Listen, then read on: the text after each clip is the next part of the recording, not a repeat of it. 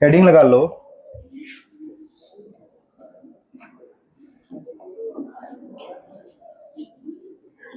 अनेक परावैद्युत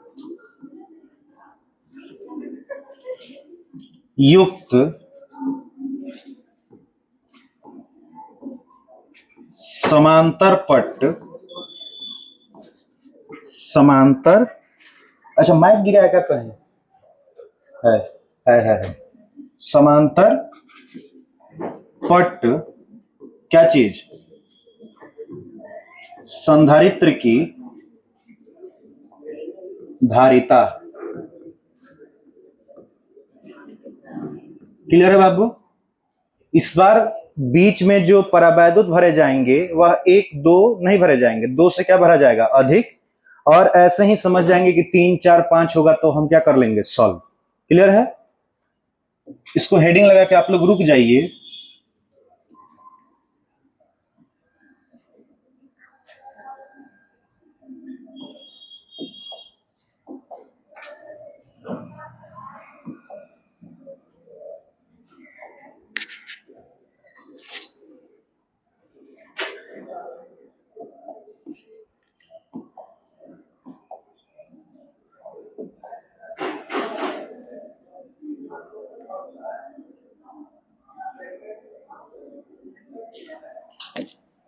ये क्या है आपका? समांतर पट संधारित्र। क्लियर है? इसका नामकरण किया जाए। आप पहले प्लेट का नाम क्या देंगे? ए।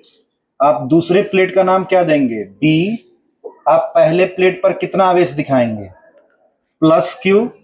आप दूसरे प्लेट पे कितना आवेश दिखाएंगे? Minus Q. क्या दिखाओगे? Minus Q. क्लियर है? अभी इसके बीच में कोई माध्यम नहीं है तो क्या है? वायु है या क्या है? निर्वात। लेकिन हम इसमें माध्यम भरने वाले हैं, और एक नहीं बहुत सारे भरने वाले हैं। क्लियर है? तो ध्यान से देखिएगा आप लोग।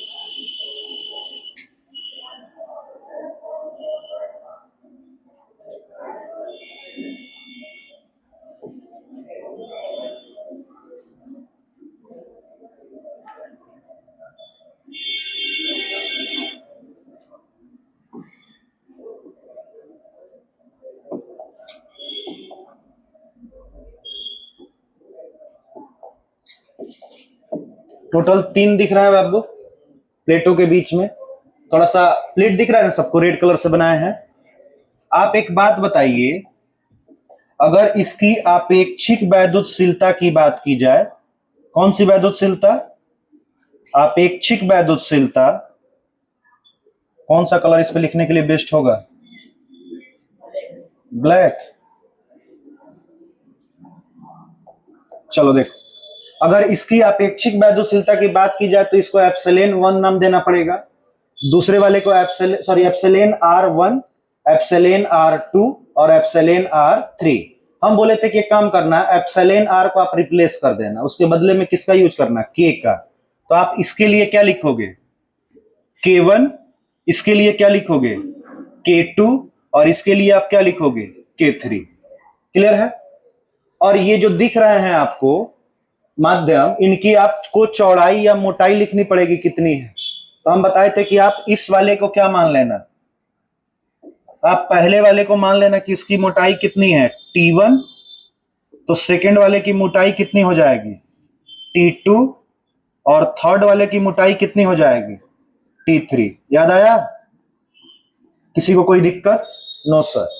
समांतर पट संधारित्र है, उसमें T1 मोटाई का K1 परावैद्युत युक्त क्या डाला गया है पदार्थ, T2 मोटाई का K2 परावैद्युत युक्त क्या डाला गया है पदार्थ, और T3 मोटाई का K3 परावैद्युत युक्त क्या डाला गया है पदार्थ, यानी टोटल 3 है।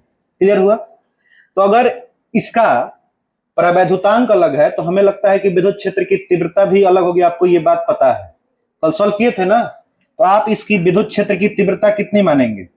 आप इसकी मानेंगे सर E1, तो दूसरे वाले की कितनी हो जाएगी E2, और तीसरे वाले की कितनी हो जाएगी E3। बोलो समझ आ रहा है कि नहीं? पढ़े हो ना? अब यहां से आगे बढ़ोगे कि तो बोलोगे कि सर विद्युत क्षेत्र की तीव्रता अगर अलग है तो हमें लगता है कि आपको यह भी बात पता होगी कि विभवांतर भी क्या होगा अलग। तो आप इसके लिए क्या मानोगे V1, अब सेकंड वाले के लिए क्या मानोगे V2, और थर्ड वाले के लिए क्या मानोगे V3। बोलो बात समझ आई या नहीं आई? आ गई? यानी इस प्लेटों के बीच में टोटल कितने विभवांतर दिख रहे हैं? 3, V1, V2, V3। और मेरा हम लोगों का मेन उद्देश्य है कि पहले V1 को निकाल लें, फिर V2 को निकाल लें, फिर V3 को निकाल लें, और फिर प्लेटों के बीच परिणामी विभवांतर निकाल लें, और तीनों को निकाल के जोड़ेंगे, जैसे हम लोग कल दोनों को निकाल के जोड़े थे। तैयार हैं आप लोग? लिखा जाए? आप क्या लिखोगे? सबसे पहले आप बताओ, इसको थोड़ा सा साइड कर लिया जाए।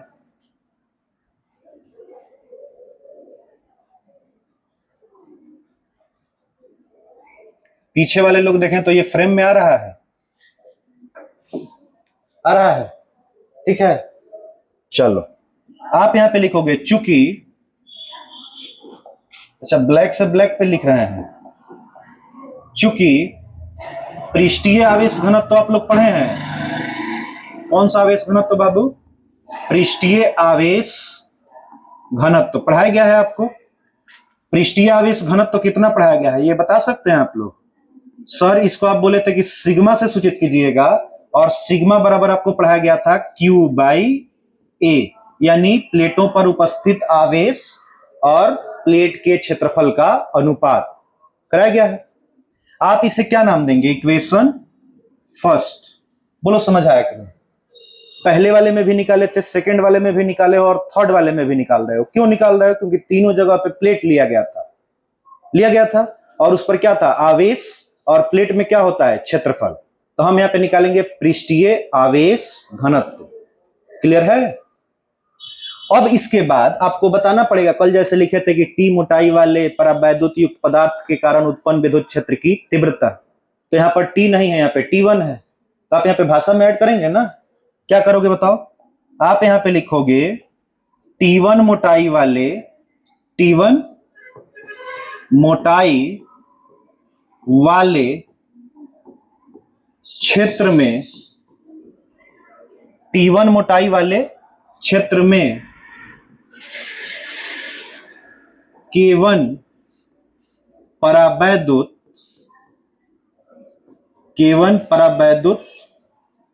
युक्त पदार्थ के कारण उत्पन्न किसकी तीव्रता बाबू? विद्युत क्षेत्र की क्या निकालनी है आपको? तीव्रता। और ये तीव्रता आप ऑलरेडी मान चुके हैं कितनी है। कितनी माने हो इसको? E1। चेक करो, दिख रहा है। तो आप इस E1 की वैल्यू क्या लिखोगे? आप इस E1 को लिखोगे कि E1 बराबर हो जाएगा कितना? E1 बराबर होगा सर सिग्मा बट्टा एप्सिलॉन नॉट होता है कब? जब वायु होता है तब।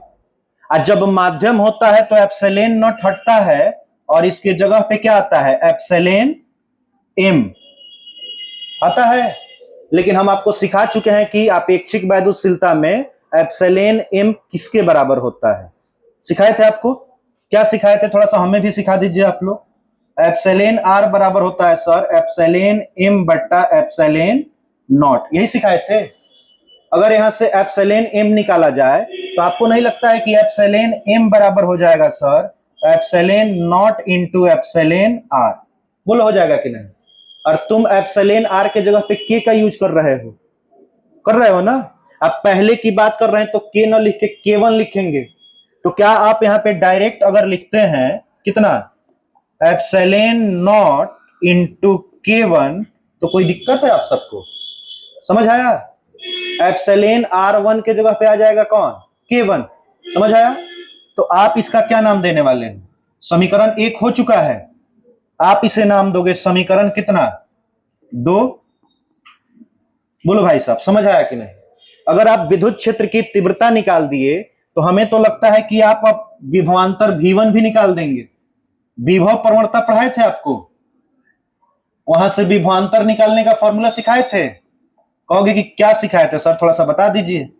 देखो ध्यान से, आप सीखे थे कि E बराबर होता है dV अपॉन dr। तो वहां दूरी सूक्ष्म थी तो विभव में परिवर्तन यानी विभवांतर भी क्या था? सूक्ष्म। यहां पे दूरी बड़ी है तो विभवांतर भी क्या होगा? बड़ा। तो आप इसके जगह पर अगर इसके लिए बात करें तो ये दूरी टोटल कितनी है? T1। कितनी है? T1। और यहाँ का विभवांतर कितना है? V1। और यहाँ का विद्युत क्षेत्र की तीव्रता कितनी है? E1। तो अगर आप यहाँ पे सेट करना चाहते हैं तो आप लिख सकते हैं E1 बराबर V1 बट्टा T1। बोलो हो जाएगा कि नहीं? हो जाएगा। क्यों? क्योंकि ये दूरी को रिप्रेजेंट करता है और यहां के लिए दूरी कितनी है? T1। तो हम dr के जगह पर किसको लिख दिए हैं? दूरी को। अब dv विभवांतर को रिप्रेजेंट करता है और यहां का कितना दिख रहा है आपको? V1। तो हम यहां पे क्या लिख दिए हैं? V1। बोलो भाई। अब यहां विद्युत क्षेत्र की तीव्रता क्या दिख रही है? E1। तो E के जगह पर क्या लिख दिए हैं? E1। तो यहां से अगर हम विभवांतर निकालें तो V1 बराबर क्या हो जाएगा? E1 into T. बोलो होगा कि नहीं होगा? तो हो जाएगा। तो पहले भाषा में लिख दें इसको, किस क्षेत्र की बात कर रहे हैं हम लोग। तो आप यहां पे भाषा में क्या ऐड करेंगे? T1 मोटाई, T1 मोटाई वाले क्षेत्र में उत्पन्न क्या निकालना है आपको? उत्पन्न विभवांतर निकालना है भाई साहब। उत्पन्न विभवांतर। और ये विभवांतर कितना हो जाएगा? ये विभवांतर ऑलरेडी माना गया है तो आप यहां डायरेक्ट लिखेंगे V1 is equal to E1 into क्या चीज? E1 into T1। बोलो होगा कि नहीं होगा बाबू? समझ आया? आप यहां पे E1 का मान रख दीजिएगा तो V1 ना निकल जाएगा। E1 आप निकाल चुके हैं, तब आप यहां पे क्या लिखेंगे? आगे बढ़ जाए, स्लाइड बढ़ाएं। ठीक। अब आप यहां पे लिखेंगे कहां से? समीकरण, बोलो जल्दी, 2 से किसका मान? E1 का मान किसमें रखना है? समीकरण, इसको नाम दिया गया है कुछ? इसको नाम दे दो। अच्छा ऐसे भी लिख सकते हो, समीकरण 2 से E1 का मान क्या करने पर? रखने पर।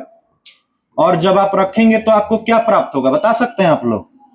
सर ये प्राप्त होने वाला है V1 is equal to sigma upon epsilon not into K1 और इंटू में प्राप्त होने वाला है कौन?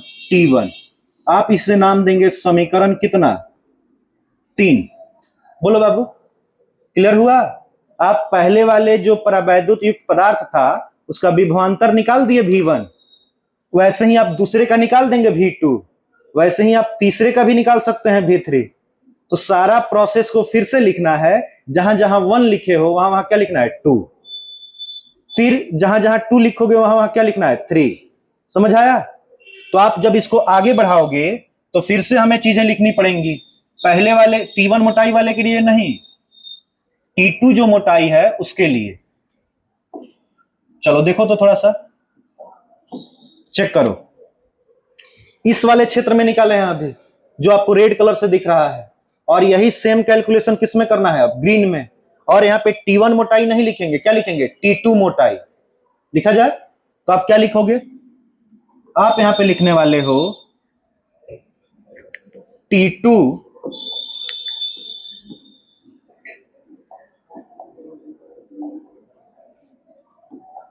क्या लिखा जाए बाबू, T2 मोटाई वाले, T2 मोटाई वाले क्षेत्र में K2 परावैद्युत युक्त पदार्थ के कारण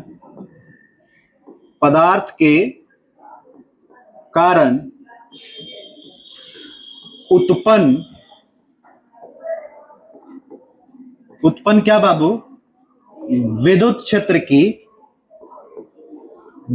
क्षेत्र की क्या निकालनी है हमें, तीव्रता, यही निकालना है ना।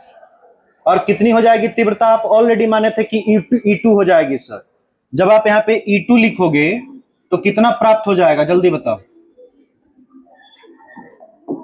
जब आप यहाँ पे E2 लिखोगे बाबू तो E2 बराबर आएगा सर, अब तो जान गए हो तुम, sigma upon epsilon not into में क्या लिखोगे, K2।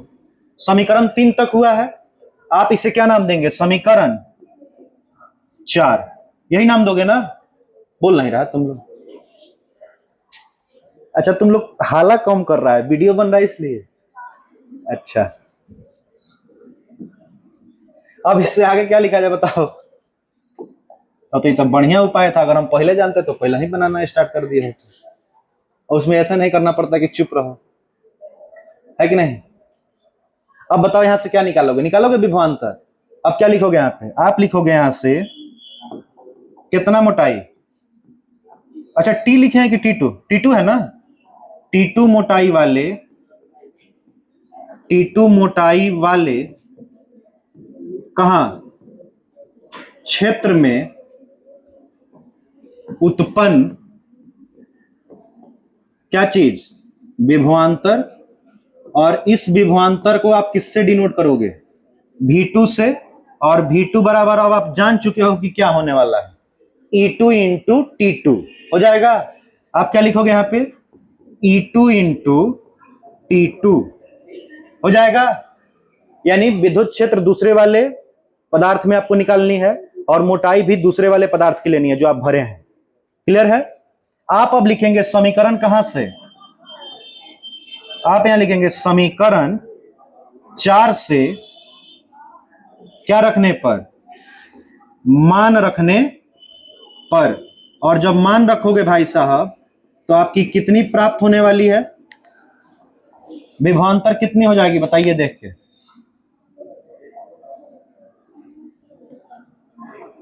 आपकी विभवांतर V2 हो जाएगी sir sigma upon epsilon not into K2, और इंटू में यहां पर आएगा कौन, T2।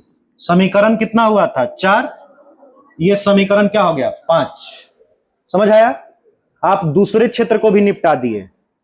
अब इसके बाद कौन आने वाला है, तीसरा वाला क्षेत्र, और इसकी मोटाई T3। इसमें जो परावैद्युतांक है पदार्थ का वह कितना है, K3, और विद्युत क्षेत्र की तीव्रता क्या है, E3, और विभवांतर क्या है, V3। तो जहां जहां 2 लिखे थे वहां 3 लिखना है। तो आप क्या लिखोगे यहां पे, फिर से आप यहां फिर से लिखोगे T3 मोटाई वाले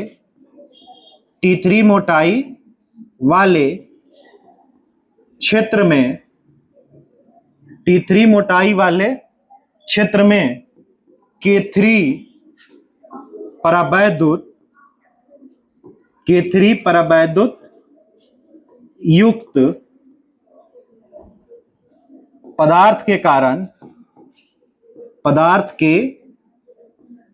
कारण क्या चीज उत्पन्न, किसकी तीव्रता, विद्युत क्षेत्र की क्या निकालनी है हमें बाबू, तीव्रता। और ये विद्युत क्षेत्र की तीव्रता कितनी आएगी आपकी, ये आएगी सर E3, और ये बराबर होगा किसके, सॉरी E3 किसके बराबर हो जाएगा, sigma upon epsilon not into K3।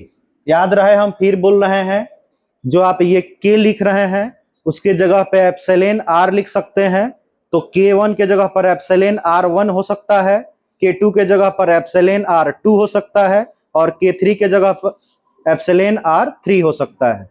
तो घबराना नहीं है। आप इसे क्या नाम देंगे? समीकरण कितना? 5 हुआ है, 6। आगे बढ़ा जाए। अब आप लिखेंगे, अभी भी आप तीसरे वाले में ही हैं, तो आप लिखेंगे T3 मोटाई वाले क्षेत्र में उत्पन्न क्या चीज? विभवांतर। और उस विभवांतर को क्या दिया जाए नाम? V3। तो V3 बराबर कितना होने वाला है? E3 इंटू क्या चीज बाबू? T3। लास्ट समीकरण 6 हुआ था अपना, तो आप क्या लिखेंगे? कहां से मान रखने पर?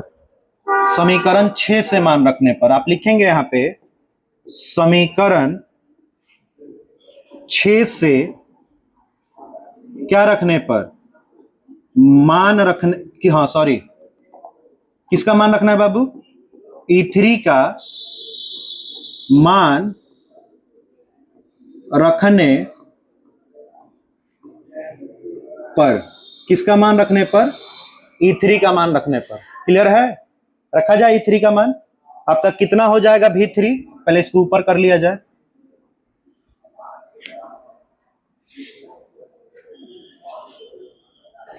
कितना आएगा बताइए sir? V3 is equal to हो जाएगा sigma upon epsilon not into K3 into में क्या आएगा? T3।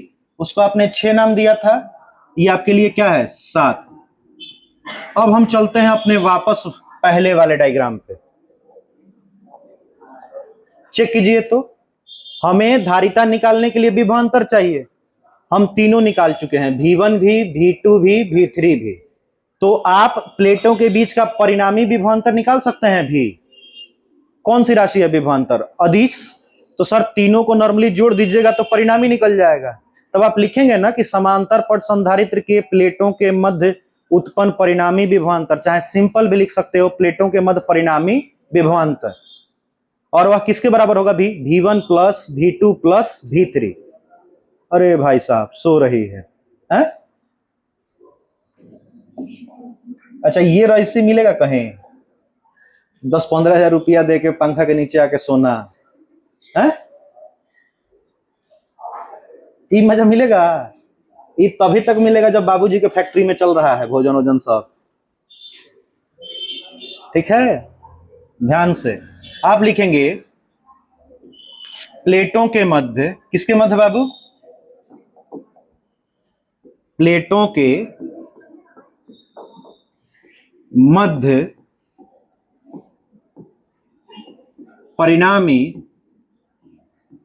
परिणामी क्या निकालना है हमें? विभवांतर। अच्छा, परिणामी है तो क्या नाम दोगे? V1 V2 V3 दे चुके हो, V4 नाम दोगे? नो सर, V नाम देंगे। क्या नाम देंगे इसे? V। और V बराबर अपना कितना होगा? अपना V बराबर हो जाएगा sir V1 plus V2 plus क्या आएगा? V3। आप हमें बताएंगे कि किसका मान कहां कहां है? V1 का मान कहां है, V2 का मान कहां है, V3? चलो यहां से याद करो। हमको V1 दिख रहा है समीकरण 3 में, V2 दिख रहा है 5 में, 3 5 7, 3 5 7, यानी विषम संख्या जो है ऑड उसमें दिख रहा है। याद रखिएगा। आप यहां लिखने वाले हैं कहां से भाई? समीकरण कहां और कहां से? समीकरण 3, 5 व 7 से क्या रखने पर? मान रखने पर डायरेक्ट लिख देते हैं। क्या रखने पर बाबू? मान रखने पर। और जैसे ही आप मान रखोगे क्या प्राप्त होगा आपको? मान रखने पर प्राप्त हो जाएगा V बराबर कितना? Sigma upon epsilon not into K1, और यहां पर साथ में T1 भी तो मिलेगा आपको, मिलेगा।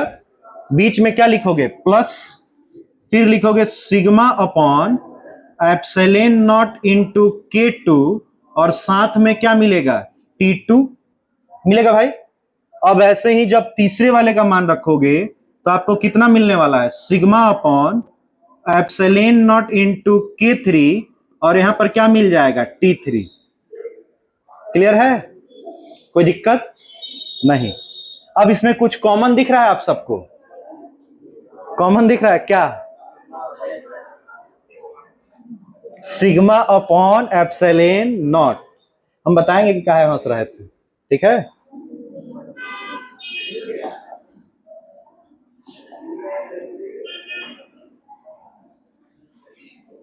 सिग्मा कॉमन किया जाए बाबू, तैयार हैं आप लोग, तैयार लग नहीं रहे हैं। तो V इज इक्वल टू कितना होगा, सिग्मा अपॉन एप्सिलॉन नॉट, और यहां ब्रैकेट में क्या आने वाला है, T1 अपॉन K1 आएगा।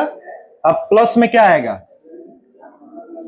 T2 upon K2 plus T3 upon K3 आएगा भाई।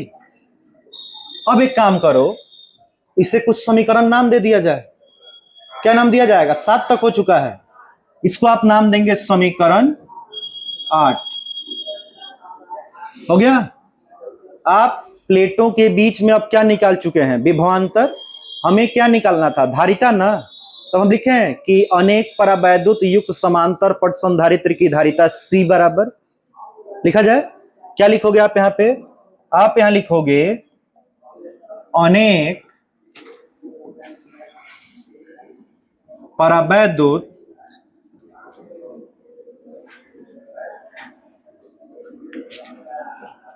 युक्त समांतर पट संधारित्र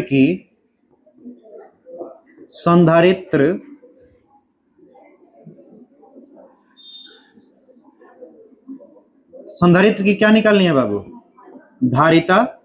और ये धारिता कितनी होने वाली है, C बराबर होने वाली है सर, संधारित्र के प्लेटों पे आवेश कितना है, Q, और दोनों प्लेटों के बीच विभवांतर कितना है, V है ना, अभी निकाले हो। तो आप यहां पे क्या लिखोगे, Q बाई V। बोलो ये बात समझ आई कि नहीं, आ गई। आप V का मान निकाल चुके हैं। अब आप डायरेक्ट बोलेंगे समीकरण कहां से, 8 से। आप यहां पे लिखेंगे समीकरण 8 से, समीकरण कहां से, 8 से किसका मान रखने पर, V का मान रखने पर। और जब आप रखोगे भाई साहब रखने पर, कितना प्राप्त हो जाएगा, C बराबर ऊपर में ऑलरेडी क्या होगा, Q होगा कि नहीं होगा, और बटा में कितना आएगा, सिग्मा अपॉन एप्सिलॉन नॉट, यही आएगा ना। और ब्रैकेट में T1 बट्टा K1 प्लस T2 बट्टा K2 प्लस T3 बट्टा K3। इसकी हम चर्चा कल किए थे। अब ये क्या हो जाएगा, ब्रैकेट क्लोज। ये थोड़ा सा बीच में लिख दिया जाए, अच्छा लगेगा।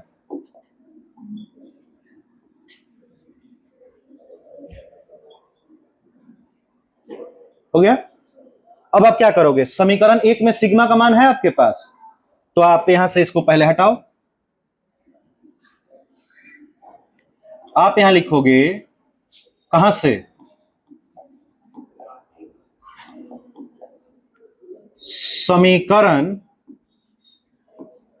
1 से किसका मान रखने पर, सिग्मा का मान रखने पर। सिग्मा क्या है आपको पता है ना, पृष्ठीय आवेश घनत्व, और किसके बराबर होता है, Q बाई A होता है। तो कितना हो जाएगा, C बराबर हो जाएगा सर, ऊपर तो अपना Q रहेगा बाबू, बट्टा में यहां पे हो जाएगा Q बाई A बट्टा एप्सिलॉन नॉट हो जाएगा, क्योंकि आप सिग्मा के जगह पे Q बाई A लिख चुके हैं। अब यहां ब्रैकेट में क्या आने वाला है, ब्रैकेट में आएगा सर T1 बट्टा K1 प्लस T2 बट्टा K2 प्लस T3 बट्टा K3 आएगा भाई साहब? बोलिए, बोल नहीं रहा है। अब एक ही बार में हम क्या करें, सुनो, ये Q बाई ए था, इसका बट्टा में क्या है, एप्सिलॉन नॉट, इसका बट्टा कुछ नहीं है तो क्या है, एक। तो जब आप इसको उल्टा करेंगे तो ये बन जाएगा Q बट्टा ए एप्सिलॉन नॉट। क्लियर है? और जब ये ए एप्सिलॉन नॉट इसका बट्टा है तो ये कहां चला जाएगा, अंश में। तो आप इसको डायरेक्ट क्या लिख सकते हैं, अच्छा चलो एक स्टेप और लिखते हैं। आप इसे लिखेंगे C बराबर Q बट्टा Q by A epsilon not. ये समझ आया कि नहीं बताओ? आ गया? अब इनटू में क्या आने वाला है, इनटू में आएगा सर T1 बट्टा K1 प्लस T2 बट्टा K2 प्लस T3 बट्टा K3 ब्रैकेट क्लोज। क्लियर है भाई साहब? ये अलग है, ये अकेले अंश में है तो इसका बट्टा है Q बाई 1, अब बट्टा में आएगा Q by A epsilon not. जब उल्टा करोगे तो ए एप्सिलॉन नॉट किसके पास पहुंच जाएगा, Q के पास। अगर Q के पास इसको पहुंचा दिया जाए तो आपका कितना होने वाला है, C इज इक्वल टू हो जाएगा sir Q into A epsilon not बट्टा में हो जाएगा Q इंटू T1 बट्टा K1 प्लस T2 बट्टा K2 प्लस T3 बट्टा K3। क्लियर हुआ बाबू? समझ आया? अब यहां कुछ कटने वाला दिख रहा होगा आपको, Q से कौन कटा, Q कट गया, और आपके सामने अब दिख रही है अनेक परावैद्युत युक्त समांतर पट संधारित्र की धारिता। और कितनी प्राप्त हुई है आप हमें बताएंगे? आपको प्राप्त हुई है C बराबर ए एप्सिलॉन नॉट बट्टा T1 बट्टा K1 प्लस T2 बट्टा K2 प्लस T3 बट्टा K3। क्लियर हुआ? और ऐसे ही अगर आगे भी आप उसमें भरे होते पदार्थ तो यहां पे ऐड हो जाता T4 बट्टा K4, और भरे होते पदार्थ तो वहां पे ऐड हो जाता T5 बट्टा K5। जो हम लोग 3 बार कैलकुलेट किए हैं, आपको 4 बार करना पड़ता, 5 बार करना पड़ता। सॉल्व हो जाएगा आपसे, कोई दिक्कत? No sir.